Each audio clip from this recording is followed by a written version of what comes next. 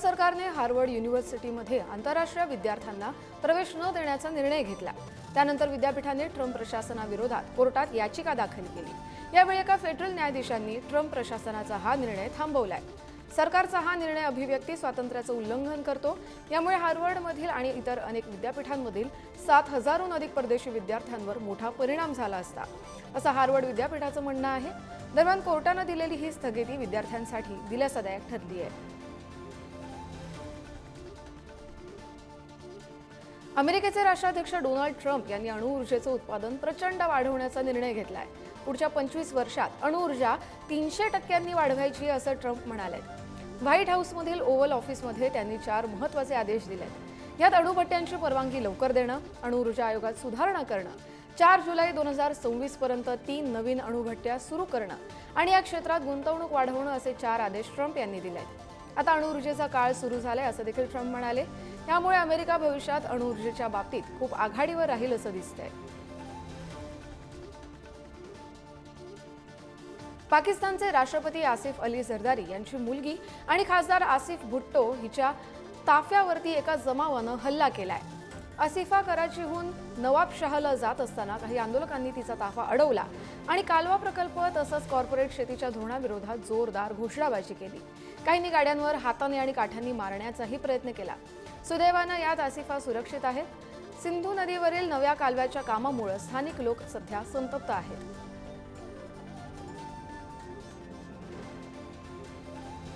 भारताच्या ऑपरेशन सिंदूर नंतर पाकिस्तान खूपच दबावाखाली आलाय। त्यामुळे पाकनं आता संरक्षण बजेटमध्ये वाढ करण्याचा निर्णय घेतलाय।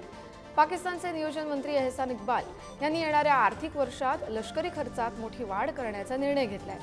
दरम्यान सरकार जरी सामान्य नागरिकांवरील आर्थिक भार कमी करण्याचा प्रयत्न करत असलं तरी देशाच्या सुरक्षेसाठी पैसा खर्च करणं ही प्राथमिकता आहे। भारत हा धोकादायक शेजारी आहे, त्यांचा हल्ला अनपेक्षित होता असंही बिनबुडाचं विधान इक्बाल यांनी केलंय। पाकिस्तानचे लष्कर प्रमुख असीम मुनीर यांना फील्ड मार्शल पद मिळाल्यानंतर डिनर पार्टी करण्यात आली आहे। या डिनरला राष्ट्रपती झरदारी, पंतप्रधान शहबाज शरीफ, बिलावल भुट्टो आणि अनेक मोठे राजकीय तसंच लष्करी नेते उपस्थित होते। भारतासोबतच्या तणावाच्या काळात घेतलेल्या जलद निर्णयांसाठी मुनीर यांनी सरकारचे आभार मानले। दरम्यान आजपासून शहबाज शरीफ तुर्की, इराण आणि अझरबैजान तसंच ताजिकिस्तानच्या दौऱ्यावर जाणार आहेत। या दौऱ्यादरम्यान भारत पाकिस्तानमधल्या तणावाच्या परिस्थितीत माहिती शरीफ या देशांच्या नेत्यांना देणार आहेत। पाकिस्तानचे माजी पंतप्रधान इम्रान खान यांनी सोशल मीडियावरून सध्याच्या PMLN सरकार आणि लष्करावर जोरदार टीका केली आहे। सरकार लष्कराच्या आदेशावर चालतं आणि अशा सरकारशी चर्चा करणं म्हणजे वेळ वाया घालवण्यासारखं आहे असं खान म्हणाले। त्यांनी सरकारवर फॉर्म 47चा गैरवापर करून खोट्या अधिकारांची स्थापना केल्याचाही आरोप केलाय। शिवाय PTIच्या नेत्यांवर खोटे गुन्हे दाखल करून त्यांना राजकारणातून बाहेर काढण्याचा कट रचला जातोय असाही आरोप इम्रान खान यांनी केलाय। 9 मे 2023ची घटना बनावट होती असाही दावा त्यांनी केला। एकीकडे रशिया आणि युक्रेनमध्ये युद्धबंदीची चर्चा सुरू आहे तर दुसरीकडे तणाव दिवसेंदिवस वाढत चाललाय। रशियाने युक्रेनवर आतापर्यंतचा सगळ्यात मोठा हवाई हल्ला केलाय। तब्बल 367 ड्रोन आणि क्षेपणास्त्रांचा वापर करत राजधानी कीव्हसह इतर शहरांवर जोरदार हल्ला केलाय। या हल्ल्यात 13 जणांचा मृत्यू झालाय तर 3 लहान मुलांचाही यात समावेश आहे। 43हून अधिक लोक यात जखमी झालेत। कीव्हमधील ओबोलोन जिल्ह्याचं सर्वाधिक जास्त नुकसान झालंय। या हल्ल्यावेळी नागरिकांना सबवे स्टेशनमध्ये देखील लपावं लागलं।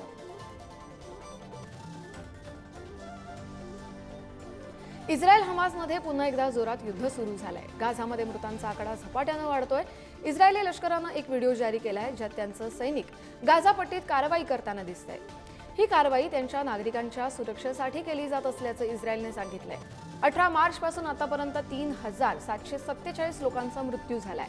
इस्रायलने हमासवर दबाव आणण्यासाठी गाझामध्ये कडक नाकेबंदी केली आहे, ज्यामुळे तिथं 20 लाखांहून अधिक लोक अडकली आहेत। मात्र आता पहिल्यांदाच काही मदतीचे ट्रक गाझामध्ये पोहोचल्यानं स्थानिकांना तात्पुरता दिलासा मिळाला आहे। अफगाणिस्तानमध्ये चमन प्रोटेस्ट मूव्हमेंटकडून पाकिस्तान विरोधात जोरदार आंदोलन केलं गेलंय। पाकनं चमन स्पिन बोल्डक सीमा भागातील नागरिकांच्या आवाजावरही निर्बंध घातल्यानं अफगाणी नागरिक आता चांगलेच संतापलेत। या बंदीमुळे त्यांच्या रोजच्या जीवनावर परिणाम झालाय। या आंदोलनावेळी पाकवर मानव तस्करीला प्रोत्साहन दिल्याचा आरोप करण्यात आला। जर्मन स्लीप बोल्डर ही सीमा व्यापारी दृष्टिकोनातून खूपच महत्त्वाची आहे, मात्र पाकच्या अलीकडच्या निर्णयांमुळे तिथला तणाव वाढत चाललाय।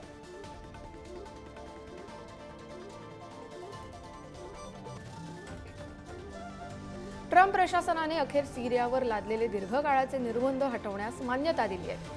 सौदी अरेबियाचा दौरा आटपून कतारला रवाना होण्याआधी ट्रम्प यांनी सिरियाचे अध्यक्ष अहमद अल शरा यांची भेट घेतली होती। त्यावेळी त्यांनी मदतीचं आश्वासनही दिलं। जवळपास एक दशकभर चाललेल्या या संघर्षानंतर सिरियाच्या पुनर्बांधणीसाठी हे पाऊल उचललंय ते महत्त्वाचं मानलं जात आहे। अमेरिकेच्या अर्थ मंत्रालयाने हे निर्बंध 6 महिन्यांसाठी शिथिल केले। यामुळे सिरियाच्या बँका, संस्था आणि नागरिकांशी व्यापार करणाऱ्यांना मोठा दिलासा मिळणार आहे। विझिंजम बंदरातून कोचीकडे जाणाऱ्या MSC एल्सा 3 या लायबेरियन कंटेनर जहाजाला मोठा धोका निर्माण झाला। हे जहाज अचानक 26 अंशांनी एका बाजूला झुकलं, त्यामुळे ते उलटण्याची शक्यता होती। हे लक्षात येताच भारतीय तटरक्षक दलानं वेळीच कारवाई केली। त्यांनी तात्काळ लाईफ राफ्ट्स आणि विमानांच्या मदतीनं बचाव मोहीम राबवत जहाजावरील 24 खलाशांपैकी 21 जणांना सुखरूप बाहेर काढलं। तटरक्षक दलाच्या तत्परतेमुळे मोठा अनर्थ टळलाय। सध्या बाकीच्या 3 खलाशांचा शोध सुरू आहे। बांगलादेशमध्ये सध्या राजकीय गोंधळ सुरू आहे, तर दुसरीकडे राजीनामा देण्याची चर्चा असलेले सरकारचे मुख्य सल्लागार मोहम्मद युनूस आपल्या पदावर कायम राहणार आहेत। याआधी त्यांच्या राजीनाम्याच्या चर्चा होत्या, पण सल्लागार परिषदेच्या बैठकीनंतर पदावर कायम राहण्याचा निर्णय त्यांनी घेतलाय। युनूस आमच्यासोबतच राहतील आणि त्यांचा नवीन जबाबदाऱ्या देखील त्यांना दिल्या गेल्यात। लवकरच सल्लागार आणि मंत्र्यांची संयुक्त बैठक होणार असल्याचं देखील नियोजन सल्लागार महमूद यांनी सांगितलंय। तर दुसरीकडे लष्कर प्रमुख वकार उस जमान यांनी डिसेंबरपूर्वी निवडणुका घेण्याचा अल्टिमेटम दिला आहे। मायक्रोसॉफ्टच्या बिल्ड 2025 कॉन्फरन्समध्ये एक अनपेक्षित प्रकार घडला। कंपनीचे CEO सत्या नाडेला भाषण करत असताना जो लोपेज नावाचा सॉफ्टवेअर इंजिनियर अचानक उठून फ्री पॅलेस्टाईन असं जोरात ओरडला। त्यानं मायक्रोसॉफ्टवर इस्रायली लष्कराला अझ्युर क्लाउड सेवा देऊन गाझामधील युद्धात मदत करत असल्याचा आरोप केलाय। या प्रकारानंतर आता कॉन्फरन्समधून त्याला बाहेर काढत त्याला कामावरूनही काढण्यात आलंय। या घटनेमुळे कार्यक्रमादरम्यान चांगलंच वातावरण तापलं। न्यूयॉर्कमध्ये चक्क ChatGPT एका रुग्णाचा वकील बनलं आणि 2 लाखांचा परतावा मिळवून दिला। ChatGPTनं केलेल्या मदतीमुळे अमेरिकेतील कॉलिंगहॅम इथल्या एका रुग्णाची लुबाडणूक टळली आहे। मेडेलिन नावाच्या महिलेला प्रकृतीच्या कारणास्तव प्रवास करता येणार नव्हता, पण एअरलाइन्स कंपनीनं आणि हॉटेलनं तिचे पैसे परत द्यायला नकार दिला। मग तिच्या एका मेडिकल इंजिनियर मित्रानं ChatGPTच्या मदतीनं एक खास प्रोग्राम तयार केला। त्यानंतर ChatGPTने एअरलाइन्सच्या नियमांचा अभ्यास करून तिच्या आरोग्याच्या परिस्थितीवर आधारित ठोस आणि कायदेशीर युक्तिवाद केला। एवढंच नाही तर कंपन्यांना हे कारण पटवून देऊन त्याने तिचे $2500 म्हणजे सुमारे 2 लाख रुपये परत मिळवून दिले। ऑपरेशन सिंदूरच्या यशानंतर आणि पहलगाम हल्ल्यामागे पाकिस्तानचा हात असल्याचे पुरावे समोर आल्यावर भारतानं मोठी माहिती मोहीम सुरू केली आहे। देशातील 7 शिष्टमंडळ, ज्यात 51 राजकीय नेते आणि 85 राजदूत असलेल्या नेत्यांनी 32 देशांमध्ये भारताची बाजू मांडायला सुरुवात केली आहे। अमेरिकेत शशी थरूर यांच्या नेतृत्वाखालील शिष्टमंडळानं न्यूयॉर्कमध्ये झालेल्या कार्यक्रमात पाकिस्तानमधील दहशतवादी तळ उद्ध्वस्त केल्याची माहिती दिली। यावेळी पहलगाम हल्ल्याचा उद्देश देशात हिंदू मुस्लिम ऐक्य बिघडवणं हा होता आणि हे आता अजिबात सहन केलं जाणार नाही, असं शशी थरूर यांनी ठणकावलं। ऑपरेशन सिंदूरच्या यशानंतर आणि काश्मीरमधील पहलगाम हल्ल्यामागे पाकिस्तानचा हात असल्याचे पुरावे समोर आल्यानंतर भारतानं आंतरराष्ट्रीय स्तरावर ही मोहीम सुरू केली आहे। भारताच्या सर्वपक्षीय शिष्टमंडळानं जपान दौरा पूर्ण केलाय।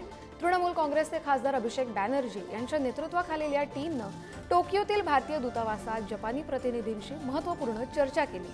ऑपरेशन सिंदूर अंतर्गत भारतानं POK आणि पाकिस्तानमधील दहशतवादी तळ उद्ध्वस्त केल्याची माहिती त्यांनी दिली। जपाननं भारताच्या शांतता आणि सुरक्षा उपक्रमांचे यावेळी कौतुक केलं।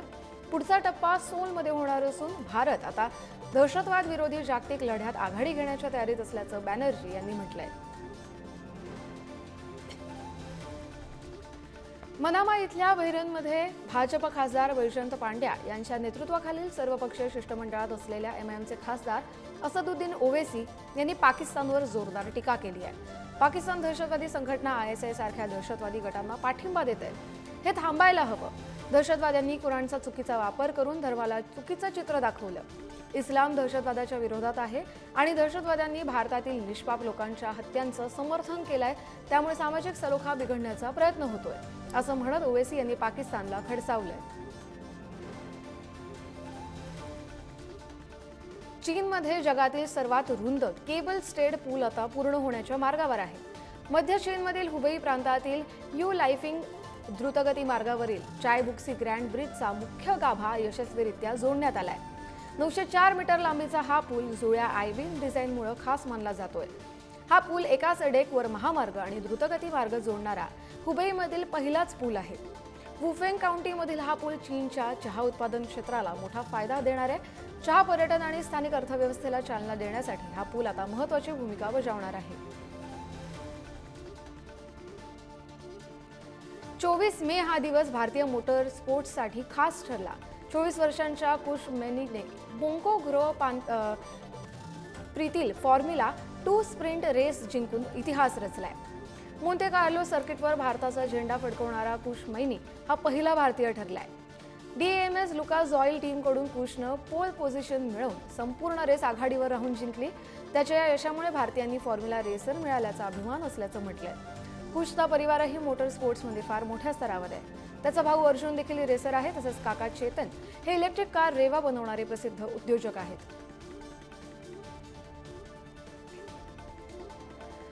राष्ट्रीय जनता दल पक्षाचे प्रमुख लालू प्रसाद यादव यांनी आपला मोठा मुलगा आणि माजी मंत्री तेज प्रताप यादव याला पक्षातून 6 वर्षांसाठी निलंबित केलंय. तसंच त्यांना कुटुंबातही बेदखल केल्याचं लालू प्रसाद यादव यांनी सांगितलंय. एक्सवर केलेल्या पोस्टमध्ये त्यांनी या निर्णयामागची सविस्तर माहिती दिली आहे. तेज प्रताप यादव यांच्या सोशल मीडिया अकाउंटवरून एका महिलेसोबतचे फोटो शेअर करत आपण 12 वर्षांपासून महिलेच्या सोबत असल्याचं जाहीर केलं होतं. बेजबाबदार वर्तन आणि कौटुंबिक मूल्य तसंच सार्वजनिक जीवनातील शिष्टाचारापासून विचलित झाल्यामुळे सदर निर्णय घेतल्याचं लालू प्रसाद यादव यांनी सांगितलंय. दिल्ली NCR मध्ये जोरदार वाऱ्यांसह मुसळधार पाऊस झाला. या पावसामुळे गाझियाबादमध्ये अंकुर विहार ACP ऑफिसच्या खोलीचं छत अचानक कोसळलंय. त्यामुळे खोलीत झोपलेले सब इन्स्पेक्टर वीरेंद्र कुमार मिश्रा यांचा मृत्यू झालाय. तसंच मिंटो रोड एअरपोर्ट टर्मिनल 1 या ठिकाणी देखील पाणी साचलंय. सध्या 100हून अधिक विमान उड्डाणं प्रभावित झाली आहेत. 25हून अधिक विमान फेऱ्या दुसरीकडे वळवल्या गेल्या आहेत. अनेक विमानांच्या फेऱ्यांना त्यामुळे आता विलंब होतोय. नवी दिल्लीतील शाहदरा भागात असलेल्या एका ई-रिक्षा चार्जिंग स्टेशनला अचानक आग लागली. त्यामुळे 2 जणांचा मृत्यू झाला असून 4 जण जखमी झाले. मृत आणि जखमींना GTB रुग्णालयात दाखल करण्यात आलंय. प्राथमिक चौकशीनुसार ही आग इलेक्ट्रिकल शॉर्ट सर्किटमुळे लागली असावी असा संशय आहे. पोलिसांनी दिलेल्या माहितीनुसार या चार्जिंग स्टेशनचा प्रभारी विनोद राठोड याला ताब्यात घेण्यात आलं असून त्याच्यावर कायदेशीर कारवाई केली जाते. ऑपरेशन सिंदूरमध्ये सहभागी झालेले BSF जवान राजू कुमार यांचं हृदयविकाराच्या तीव्र झटक्यानं दुर्दैवी निधन झालंय. ही घटना वैशाली जिल्ह्यातील बुदुपूर पोलीस ठाण्याच्या हद्दीतील सहदुल्लापूर चक फरीद मुधरापूर गावात घडली आहे. काकांच्या श्राद्धासाठी आलेल्या जवानाला काळानंच हेरलंय. श्राद्ध पार पाडत असतानाच त्यांना अचानक छातीत वेदना होऊ लागल्या. कुटुंबियांनी तातडीनं रुग्णालयात नेलं, मात्र उपचारादरम्यान त्यांचा मृत्यू झाला. पोलिसांनी घटनास्थळी पोहोचून कायदेशीर कारवाईनंतर मृतदेह शवविच्छेदनासाठी पाठवलाय. अनुष्का शर्मा आणि विराट कोहली हे जोडपं अयोध्या शहरात पोहोचलं होतं. काही दिवसांपूर्वी ही जोडी वृंदावनमध्ये होती. त्या ठिकाणी त्यांना प्रेमानंद महाराजांची त्यांनी भेटही घेतली. आता विराट आणि अनुष्का यांनी अयोध्येतील श्री हनुमानगढी मंदिराला भेट दिली आहे. त्यांच्या या भेटीचे व्हिडिओ आता सोशल मीडियावर व्हायरल होत आहेत. यावेळी दोघेही पारंपरिक पोशाखात दिसून आले. यावेळी या दोघांना बघण्यासाठी चाहत्यांनी देखील मोठी गर्दी केली.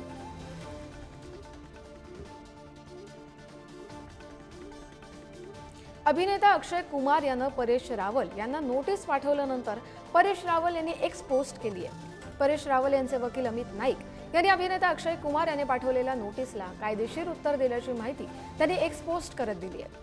परेश रावल यांनी हेराफेरी 3 या चित्रपट सोडण्याचं योग्य कारण त्यांच्या पोस्टद्वारे सांगितलंय. तसंच हे सर्व वाचल्यानंतर सर्व समस्या सुटतील अशी अपेक्षा देखील परेश रावल यांनी व्यक्त केली आहे. काँग्रेस खासदार शशी थरूर यांच्या नेतृत्वाखालील सर्वपक्षीय शिष्टमंडळानं 9/11 हल्ल्यातील शहीदांच्या स्मारकाला आदरांजली वाहिली। खासदार शशी थरूर यांच्यासोबत खासदार गंती हरीश मधुर, खासदार शशांक मणी त्रिपाठी, खासदार भुवनेश्वर कलिता, खासदार मिलिंद देवरा आणि माजी राजदूत तरनजित सिंग संधू यांनी स्मारकावर आदरांजली वाहिली। यावेळी त्यांच्यासोबत अमेरिकेतील भारताचे राजदूत विनय मोहन क्वात्रा हे देखील उपस्थित होते।